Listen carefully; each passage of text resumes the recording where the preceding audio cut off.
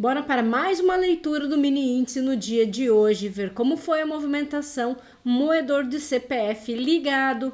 Vamos dar uma olhadinha em como foi a movimentação hoje. Eu sou a Gi Carvalho e esse é o canal Trajetória Trader. Bora lá, vamos ver aqui como que foi. Hoje o mini índice trabalhou num range super estreito, trabalhando entre média e pivô, dando oportunidades bem arriscadas falando de cruzamento de médias. Lembrando que o operacional de cruzamento eu preciso de tendência e hoje eu não tinha uma tendência definida e nem uma tendência forte. É claro que se a gente olha no cenário macro, a tendência era de queda.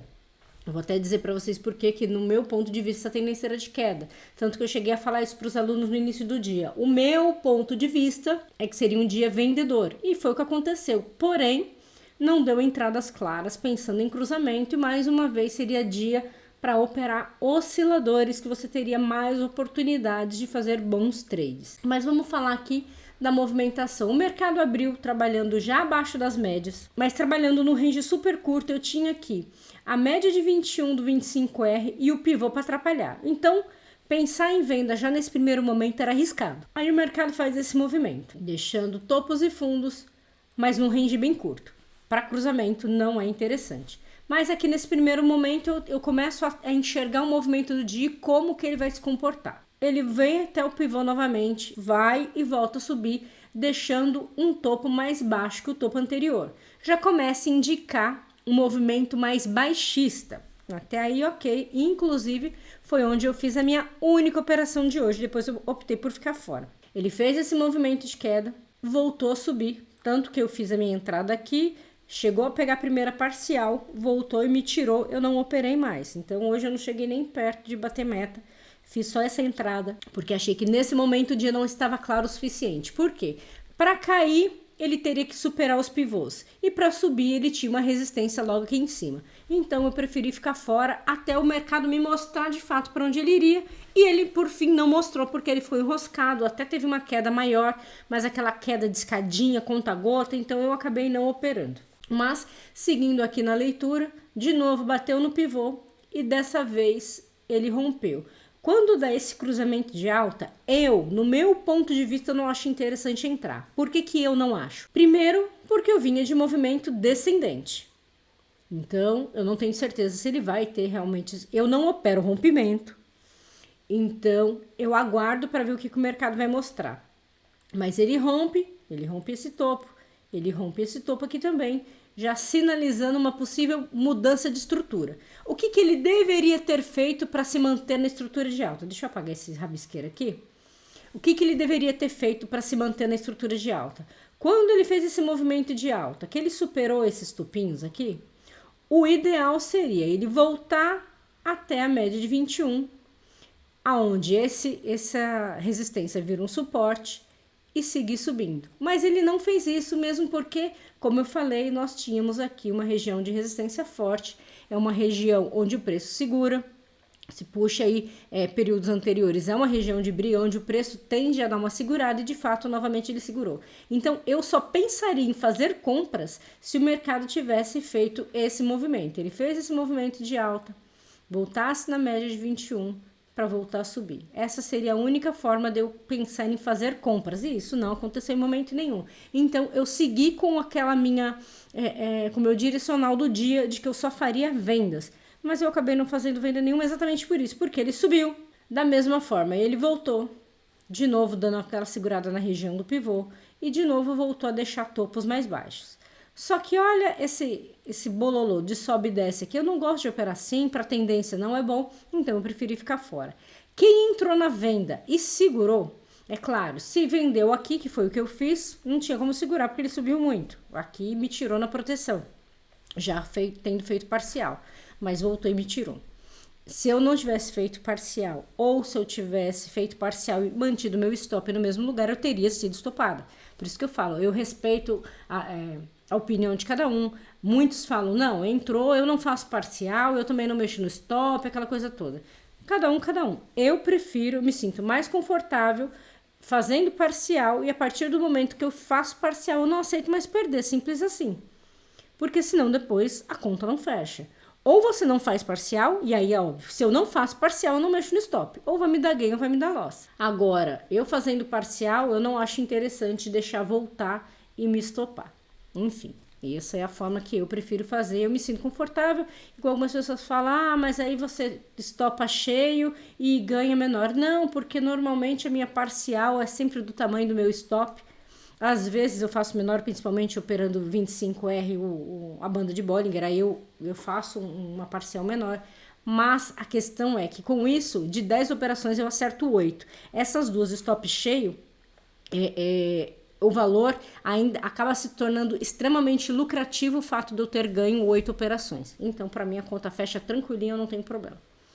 Mas seguindo aqui, aí o mercado fica aqui, ó, nesse range curto, aí ele vai, cai de novo, baixa no pivô, volta, segura aqui na média de 21, cai e fica nesse lenga-lenga. Aqui, para mim, a forma que eu opero, não faz sentido nenhum ficar operando com o mercado dessa forma, cruzamento. Eu preciso de tendência. Aqui está consolidado, num range curto, não é interessante fazer. E se eu vou para o 8R, vale a pena? No 8R você vai ter condições de trades menos pior, só que contrapartida você vai necessitar de uma análise ainda melhor. Por quê? Porque você vai ter mais gatilhos de entrada. Então aqui você já tem um de compra que você não teria no 11, então você vai ter que saber fazer a leitura do preço. O mais importante sempre é conseguir identificar a movimentação do preço. Média, tá tudo ali atrapalhando. Ok, mas se você não souber fazer a leitura do preço, saber se o movimento está ascendente ou descendente, para de fato fazer a leitura desses ruidinhos aqui, ó, no 8R, você vai se estourar do mesmo jeito. Então não faz sentido. Você tem que entender pelo menos, tá vendedor? Então eu só vou fazer cruzamento de venda. Você já vai eliminar ali um tanto de stop. Não que não vai dar stop. Por exemplo, se você pega essa meiuca aqui. Você tem pivô, mas você tem um monte de indicador, ele vai e volta, renco muito curto, tem muito ruído. Então, se você pelo menos consegue identificar que a direção do mercado é baixista e focar em fazer somente as vendas, você já vai eliminar alguns stops. Poxa, mas teve essa super compra, ok, não tem que pegar todas e não significa que isso seria uma boa entrada. Seria uma entrada totalmente fora da estrutura, totalmente contra a tendência. Ele andou, subiu, ok, mas era uma operação totalmente contra a tendência. E aqui as de venda teriam pago, na grande maioria delas, é aquilo que eu falo. Tem que saber olhar o movimento do preço para perceber quando ele está começando a modificar a estrutura para você ter mais chances de assertividade. Falando novamente de cruzamento. Aí se você vai para oscilador, você tem mais chances. Por quê? O mercado está trabalhando num range curto, mas um curto que dá para fazer oscilador. Porque às vezes o canal é tão estreito que nem para o oscilador vale a pena, porque ele anda 650 pontos e já volta. Aí também não é interessante. Agora, se a gente olha, por exemplo, eu vou fazer as operações a favor do macro, né? A favor da tendência macro, que é venda, tá bom, eu vou escolher somente as entradas de venda. Fez uma ou duas entradas, pagou o dia, já era. Não precisa ali ficar exposto o tempo todo operando. Então, para os osciladores, seria um dia mais interessante. Vocês podem ver, range curto, bate e volta, dando algumas possibilidades de operação, dando algumas entradas que dariam stop, por exemplo, aqui na compra, mas com certeza menos stop do que quem ficaria operando cruzamento de médias num dia como hoje.